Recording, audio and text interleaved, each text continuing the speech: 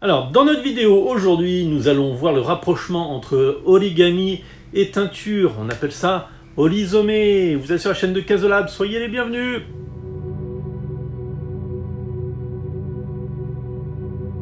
Et aujourd'hui, pour m'accompagner dans cette vidéo, Yoko est là. Et donc avec toi aujourd'hui, on va voir comment on fait un olisomé. Pour ceux qui ne connaissent pas olisomé, Yoko, vas-y. Origami, c'est comme orisomé, ori. Et sommet, ça vient de sommet, c'est teinture. Donc les deux mots collés, c'est orisomé.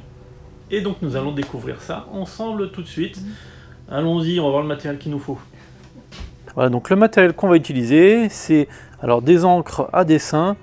Alors c'est des encres qu'on trouve dans le commerce pour les enfants, pour les bricolages à la maison. Des petits récipients pour après pouvoir tremper nos papiers pliés dedans. Alors du papier, alors c'est un papier un peu spécial, c'est papier japonais. Alors nous on utilise du papier qui est utilisé pour les portes coulissantes japonaises qu'on appelle des shoji.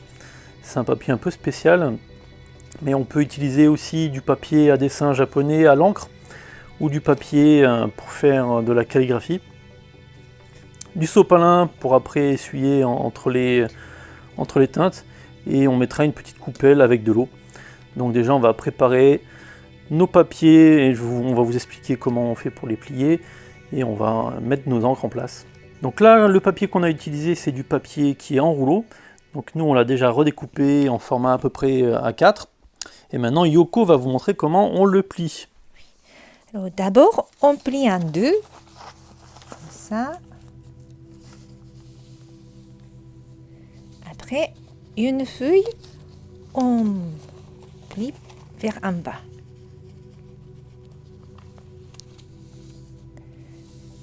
Après, on retourne.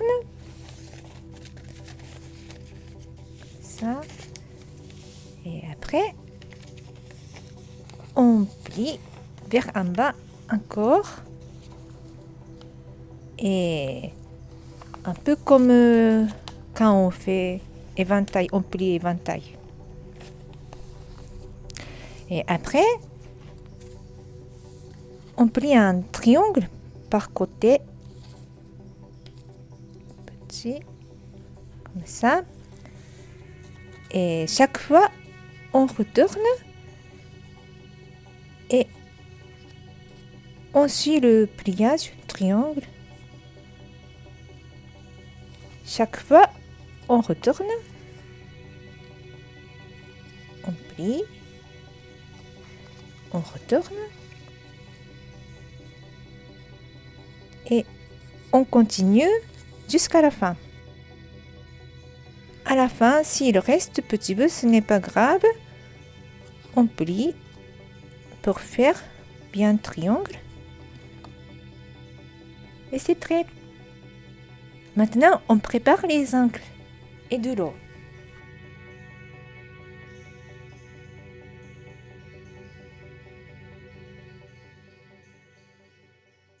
Et il faut un petit peu d'eau. Ok, donc là, pour expliquer un petit peu, pour que ça fonctionne bien, en fait, c'est une question de diffusion de l'encre dans le papier et dans les replis en fait de l'origami. Tu es d'accord ? Oui, oui. Donc ce qu'on va faire, c'est qu'on trempe notre triangle de papier qui a été replié plusieurs fois dans les encres. Et l'action de l'eau, en fait, ça va permettre de changer la diffusion de l'encre dans le papier. Il y a plusieurs manières de le faire. Soit on trempe les pointes du triangle dans les encres, après on fait un passage dans l'eau, et on peut après repasser dans différentes encres pour après modifier les couleurs et changer un peu le tout. Ou alors on peut commencer à mettre dans l'eau en premier notre pliage et après dans les encres, et en faisant ça plusieurs fois. Et entre chaque passage, ce qu'on fait aussi, on prend le sopalin et on passe un coup de sopalin pour enlever l'eau ou le surplus d'encre dedans notre olisomé. Tu es d'accord ? Oui. Très bien. Donc maintenant on va commencer à faire un olisomé avec Yoko. Allez, on y va. D'abord, on va essayer de mettre dans le jaune. Un petit peu. Après, Après un peu dans l'eau pour que ça diffuse bien. Et après, on met dans un bleu tout petit peu. Chaque fois, on passe avec sopalin. Après, je vais essayer de mettre dans le rouge un petit peu.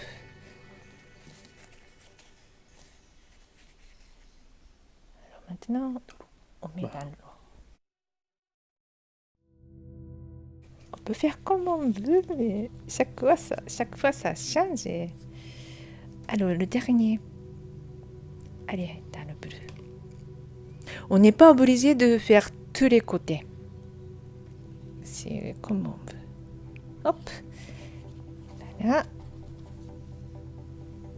Et maintenant, on va essayer d'ouvrir.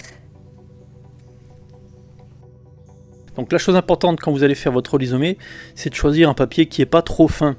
Car au moment où vous allez déplier le papier, il risque de s'abîmer. En fait, il va se déchirer parce que ça va faire comme un papier de sopalin que vous trempez dans l'eau, il va se déliter et vous allez tout déchirer et vous n'arriverez pas à déplier votre rhizomé. On va très bien. C'est là où j'ai mis dans l'eau. C'est cette partie-là. Et le dernier bleu, je n'ai pas mis de l'eau. On voit la différence. Voilà, donc on voit que quand il n'a pas été trempé dans l'eau, la diffusion n'est pas la même que les couleurs qui ont été trempées dans l'eau. Maintenant, on peut en faire quelques-uns en plus. Et vous pouvez évidemment varier en fait les motifs de votre rhizomé en changeant le pliage et le mode de pliage que vous avez fait. Et c'est là aussi où vous aurez après des diffusions d'encre qui se feront différemment suivant le papier et la manière dont vous l'aurez plié. Donc après, à vous de tester différents pliages pour avoir des motifs différents. Et donc voici le résultat. Donc on voit vraiment l'action de l'eau sur la diffusion des encres sur le papier. On a vraiment plein de motifs différents, avec des fois peut-être un peu en excès, mais c'est quand même joli. Ça fait des mélanges verts avec les encres bleues et jaunes. Et après, les motifs en fait se créent grâce à la diffusion des encres aidées par l'eau. Ça évite que ça soit trop mélangé parfois. Par exemple dans celui-ci où j'avais pas utilisé, alors c'est moi qui l'ai fait celui-là, j'avais pas utilisé d'eau et la diffusion c'est presque pas faite quoi. Donc ça fait après des taches rondes de couleur sur le papier. Après le résultat est quand même joli, mais c'est quand même largement différent de ce qu'a fait Yoko. Donc on va vous montrer un peu d'autres papiers. Chaque fois c'est vraiment différent et on peut pas avoir les deux mêmes choses. Et c'est ça qui est intéressant. Celui-là. Celui-là. Et donc le rhizomé au Japon sert à fabriquer des petits objets de décoration comme cette petite boîte en origami ou des petites enveloppes par exemple. Ou bien cahier cousu. Voilà, donc un petit cahier cousu avec une petite couverture ou même pour couvrir un livre de poche quand on l'amène dans les transports. On peut le mettre aussi sur une fenêtre pour diffuser des lumières colorées, ou même sur des lampes, ou un tas d'objets qu'on fabrique dans l'artisanat japonais. Donc nous espérons que cette vidéo vous a plu. N'oubliez pas de vous abonner, de mettre quoi? Un pouce. Vous pouvez même mettre un commentaire et aller sur notre compte Instagram. Merci d'avoir regardé cette vidéo jusqu'au bout. À bientôt. Rhizomé. Rhizomé. Rhizomé. Rhizo. Zo. Zo, c'est rhizomé. Rhizomé. Rhizomé.